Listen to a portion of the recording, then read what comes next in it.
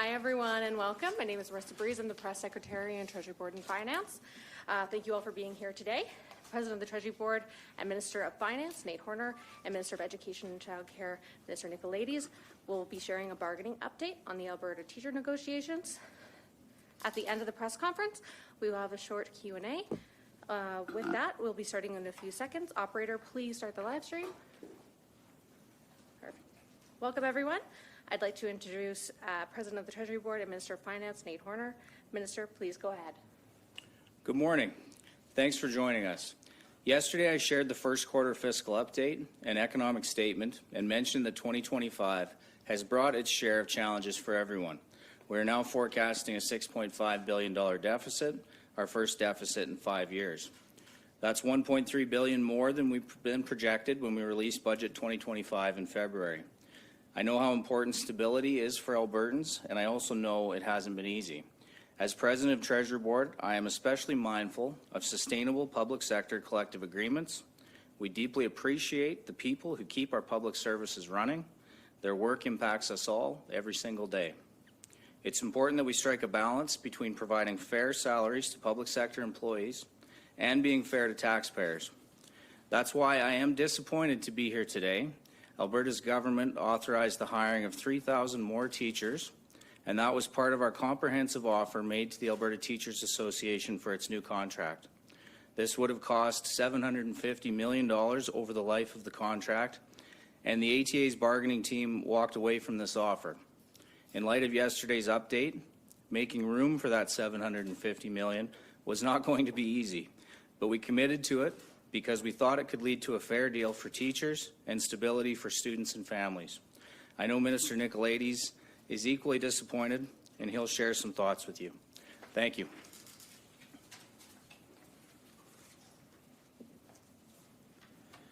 Well, thank you, Minister Horner. And indeed, as you said, I too am extremely disappointed with the ATA bargaining team. Unfortunately, it's becoming increasingly clear that the Alberta Teachers Association union leadership is only interested in playing politics with our kids. The union's campaign and rhetoric have intentionally misled the public and caused unnecessary stress for families and students.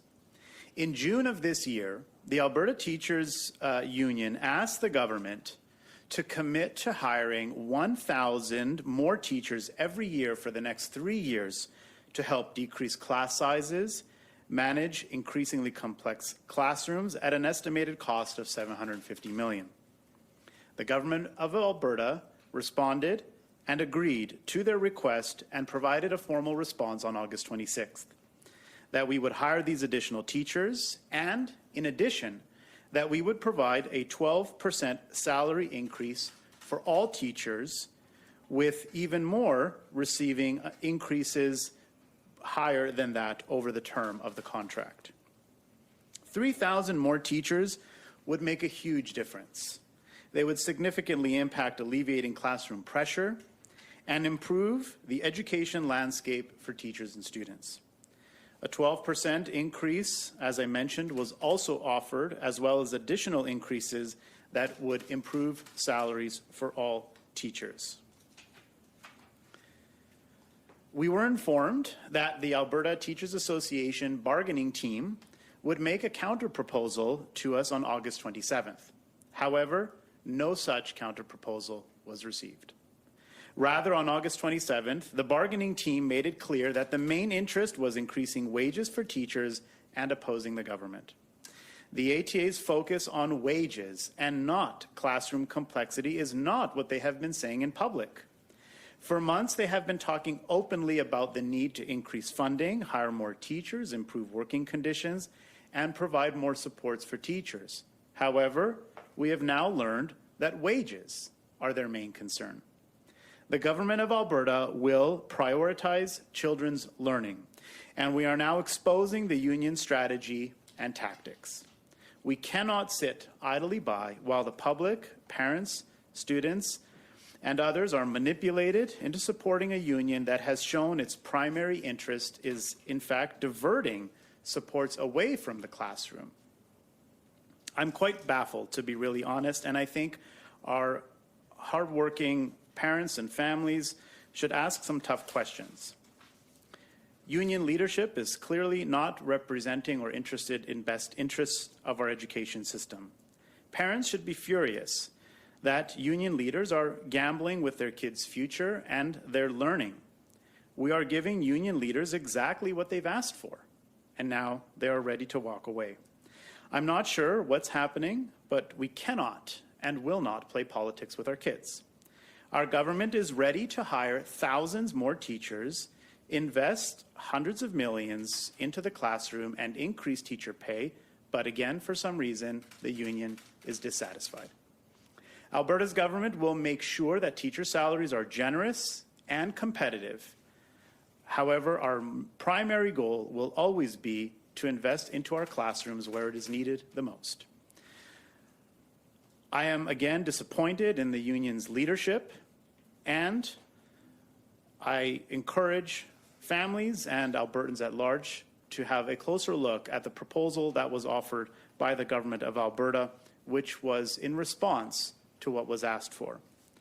It's really disheartening how union leadership has been upsetting families and kids with the threat of a strike. The ATA keeps saying they want a negotiated settlement, and that's what everybody wants. And before I conclude, I want to share a few key points. I hope that teachers, parents, and the ATA is listening closely. For months, the ATA has been saying that this government does not care about education within the province. For months, I have heard time and time again that we are not focused on the right issues, and nothing could be further from the truth. We have invested $8.6 billion to build and modernize 130 schools across the province. We have invested a historic amount into our education system, reaching $10 billion in 2025. We have expanded career education options and opportunities to ensure students are ready for the future. We have moved away from a 3-year funding model in direct response to feedback that we have received, and we have put together an action team to address aggression and complexity in the classroom. I urge the ATA's bargaining team and their union leadership to come back to the table with the true intent of making an agreement that is fair to teachers, students, and families. Thank you. Thank you, ministers. Now we'll move to the media question and answer portion. I just ask the media to identify yourself, your outlet, and which minister your question is directed to. We'll start in the room and then go to the phones. We'll start right here. Please go ahead. Hi, Nicolaides, Canadian Press. Mr. Nicolaides, this is for you. I'd like to give you a chance to address the list of Edmonton Public School books that were listed to be pulled from shelves. You had a letter last night. You made a distinction between the grade 10 or younger as part of that letter. Do you object to the books that are on that list? So I'll be having some more conversations with Edmonton Public Schools. Again, our primary interest with the ministerial order is to ensure that that books that contain graphic depictions of sexual acts are provided to children in an age-appropriate way. So I do have some questions about how some of these titles were selected, and I'll be talking more with Edmonton Public. Okay. Were you surprised to see this list? I mean, like this is your policy. Obviously, this is your ministerial order. They seem at least to be following your direction. Do you feel like there's misdirection here? I want to get a better understanding of how these books were selected and what mechanisms and method Edmonton Public Schools has used. So I'll be getting some more information from them shortly. Okay, thank you. All right, and next. Mason DePetty, CTV News. You're talking about hiring 3,000 teachers over the next 3 years. Is there this supply in the province already? Yeah, we do graduate approximately that number of students every year. Of course, we may have to look at other retention and recruitment strategies, but the ultimate and final hiring of the individuals, of course, rests with the individual school boards. We have committed to ensure that our school boards have the financial resources that they need to conduct that hiring. We're confident that we can hire those individuals. There's certainly a great demand and a great need. It's an amazing occupation to enter into, a great choice for young Albertans and individuals. So we're confident that our school boards would be able to hire those individuals needed. And you sort of touched on this, but there's some very prominent authors on that banned book list, Margaret Atwood, for example. You know, what do you think of that list? Yeah, I need to talk more with Edmonton Public Schools to get a better understanding of how they came up with that list, and be asking them for some follow-up questions and getting some more clarity from them. And next. Caden Brayshaw, Livewire, Calgary. You've said the ATA broke off negotiations so close to a reasonable settlement. Can you walk through exactly how the talks ended and who specifically made the decision to stop? Yeah, as I mentioned, in June, obviously, well, going back to the beginning, of course, we began negotiations, and there was a mediator's recommendation for salary increases, and both the Government of Alberta and the ATA union leadership were happy with that recommendation. We both believed it was fair, it was reasonable, it was equitable, and the ATA, of course, took that deal to their members for ratification, to which their members rejected just slightly. And so we asked them, if your members are unhappy with that offer, please let us know what needs to be done further. In June, they provided us with some more details, including requests to hire 1,000 more teachers over the next 3 years, totaling 3,000 teachers. We responded on August 26th with our confirmation that we would entertain that and we would commit to hiring 3,000 more teachers. As I mentioned, on August 27th, we were told that we would receive a counterproposal. However, we did not receive a counterproposal, and negotiations then ended. Mm-hmm. We are happy to welcome them back to the negotiating table. The best way is for us to negotiate a settlement. Any other difficult pathway forward will hurt students. I think what we have on the table is very generous in terms of a 12% salary increase, thousands more teachers that we want to invest into hiring. I think that's quite reasonable. Mm-hmm. And since you guys matched their offer, why do you think that they still walked away, and what has changed since they made that offer back in June? I couldn't speak to that. You know, I think you'd have to ask them. We did notice, though, that their position seemed to change. As I mentioned, they came back and said that actually fewer teachers would be preferable with higher pay, and asked for more details or for more as it relates to teacher salaries. So we are trying to get a little bit of a better understanding of what precisely are the troubling issues. They've been mentioning classroom complexity issues. They've said that we need to hire more teachers. We've agreed to that. Now, however, they're saying something different, which is that, well, we actually need increased wages. So we're trying to get a better understanding from them of what precisely they're looking for. Thank you. Hi, Laurence Tachereau with Radio Canada.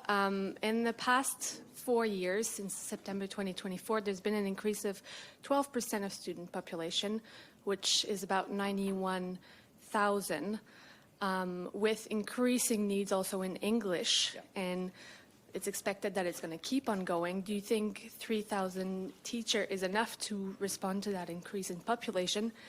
It's about, if it was about the same increase, so 91,000, it's about 1 teacher per 30 students. Yeah, I think, again, the request for the number of teachers came from the Alberta Teachers Association. They asked us for 1,000 teachers over the next 3 years. So I'm very happy to take the judgment of the Alberta Teachers Association with respect to the number of teachers that would be needed. We're happy to provide funding to our school division so that they can do that. I think it should be sufficient. We're also building and modernizing over 130 schools. We're also providing additional investments, of course. There, you mentioned English as an additional language. That is a specific grant that school boards receive, and we have increased funding to that line item by 2.3% in the last budget. We have increased funding to the refugee grant that school divisions receive and in other areas to support the growing complexity as well. This year alone, we've increased the amount that we're funding for the classroom complexity grant by 30%. So apart from hiring more teachers, we're also providing more funding to some of these areas as well. Yeah. And you didn't address the possibility for a lockout. Is that a possibility? Would you lock out the teachers? Well, you know, we prefer a negotiated settlement. We prefer finding a way to reach a negotiated deal. I think we're very, very close. And I would welcome the ATA union leadership to come back to the table so that we can fine-tune some areas and strike a deal that'll be best for our teachers and our students. So that's our hope and priority. Sorry, you said very close, but do you think that can happen before Tuesday?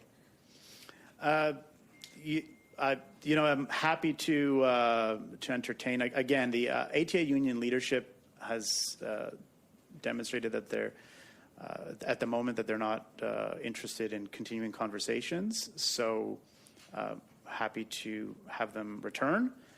Again, they have asked for 3,000 more teachers to help manage some of the increasing complexity and class sizes, and we've responded very positively.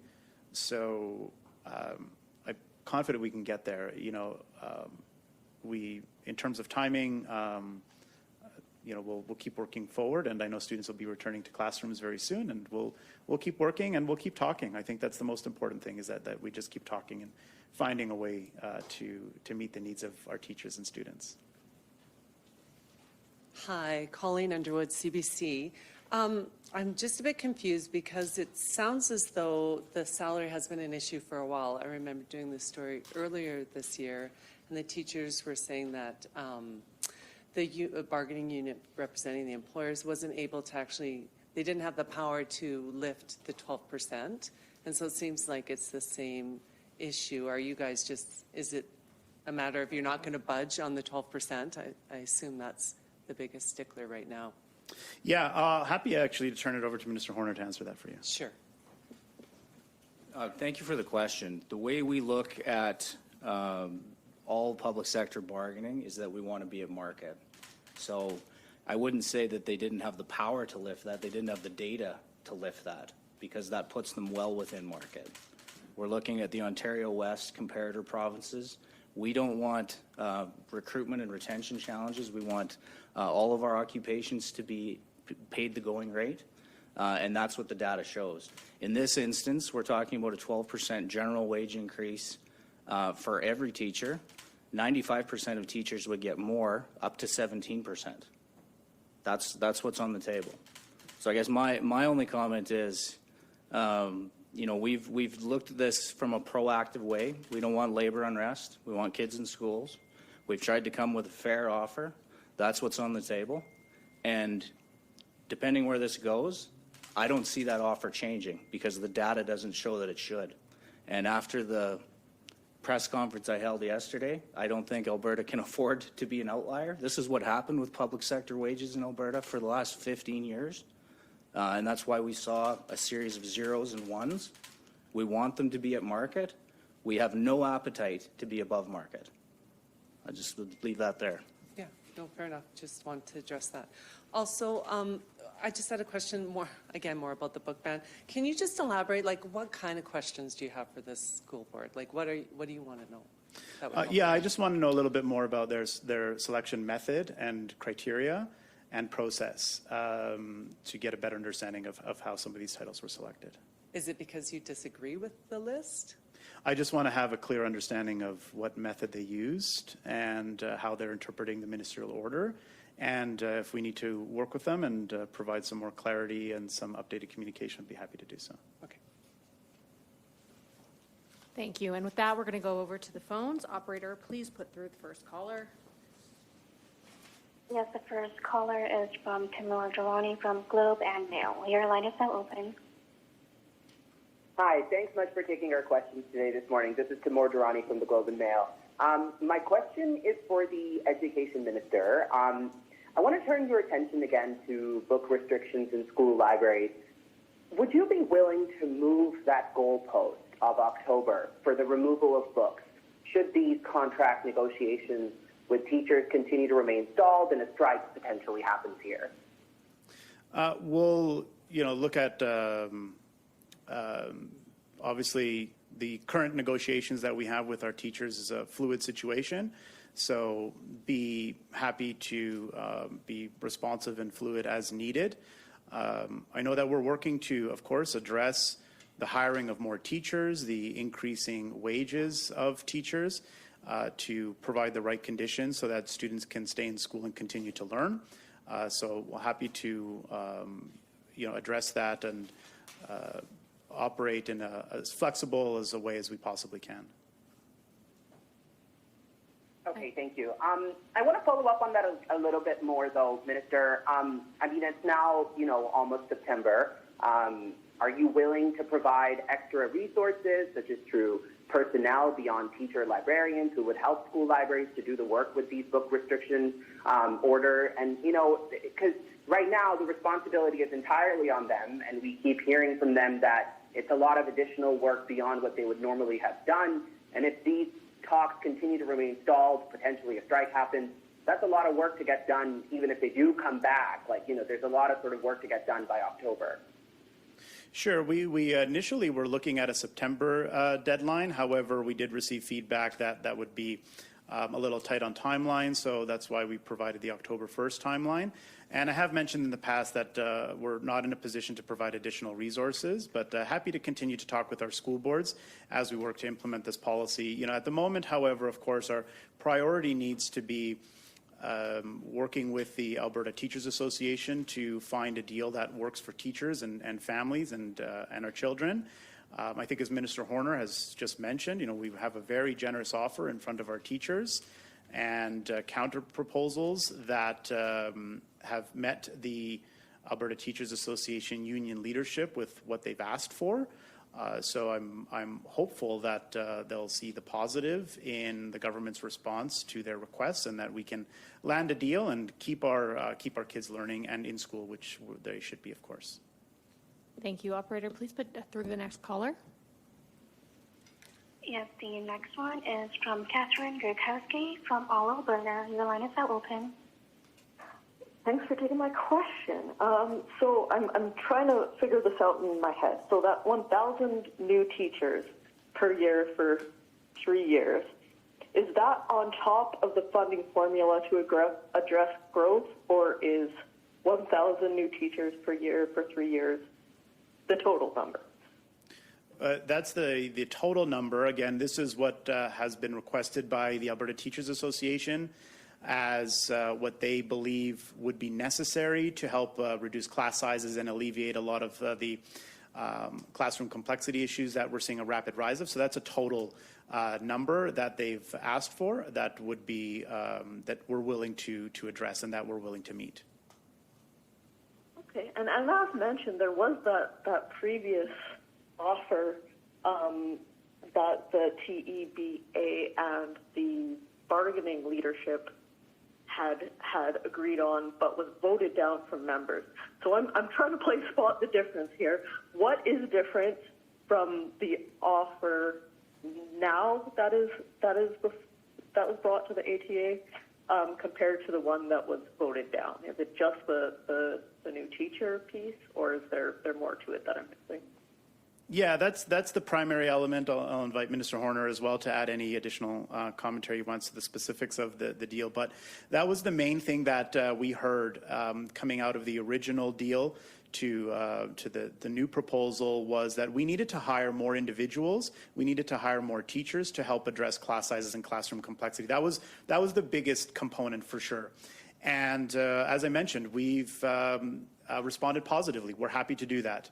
We're happy, even though we're facing, of course, a $6 billion deficit, as Minister Horner mentioned, to invest the $750 million that would be necessary to hire those additional individuals and help alleviate challenges in our classrooms. So that is one of the major differences. So However, again, in response, the union leadership has told us that, in fact, their preference now is less teachers and higher wages. So we're trying to get a clear understanding. We had a mediator's recommendation that the union leadership supported back in the spring, that they thought was sufficient and that they took to their members for ratification. Then that was voted down in June. They came back, asked for 3,000 more teachers. We agreed to that. And now they're changing tune again and saying, well, maybe we should look at less teachers and higher salaries.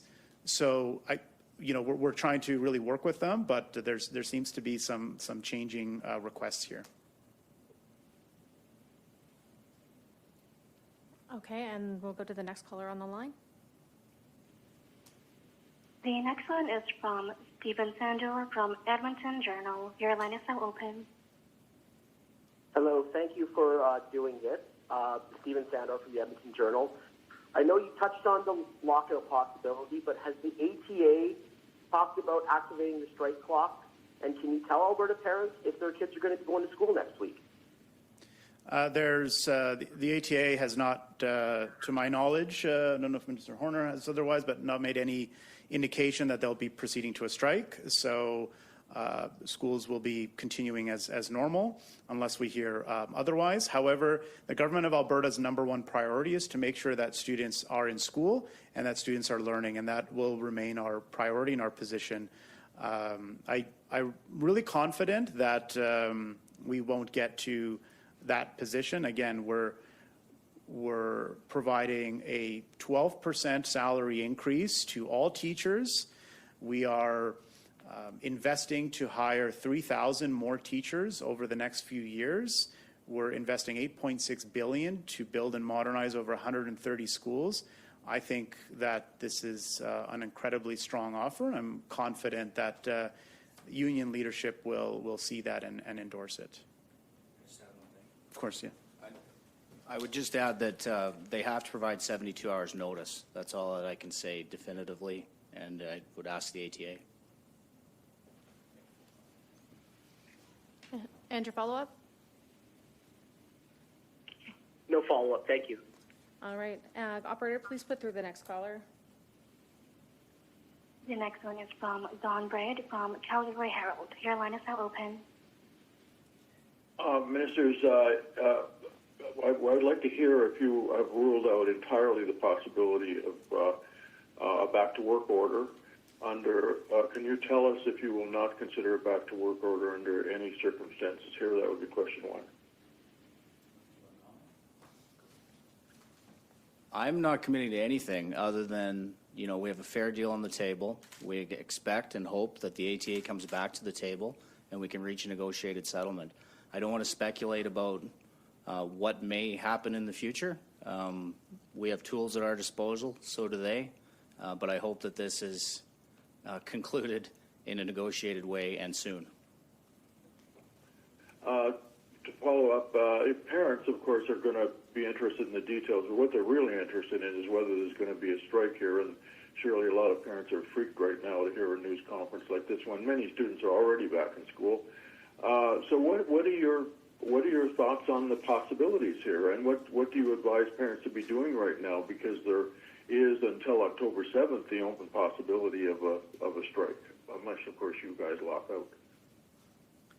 Yeah, well, of course, the ATA held the strike vote back in the late spring, and they have a certain time window, as you mentioned, into October. They have to provide 72 hours notice, so that's been on the table, so to speak. That's been an available option since the strike vote was conducted in late spring. Our priority is to keep our kids in school. Their learning is essential, and their development is critical, and that needs to continue. And we are, of course, working as hard as we can to ensure that we address the priorities and concerns of our teachers and the positions that are being communicated to us by ATA union leadership. As I mentioned, they came back in June and said that we need to invest more in hiring more teachers, 3,000 more teachers.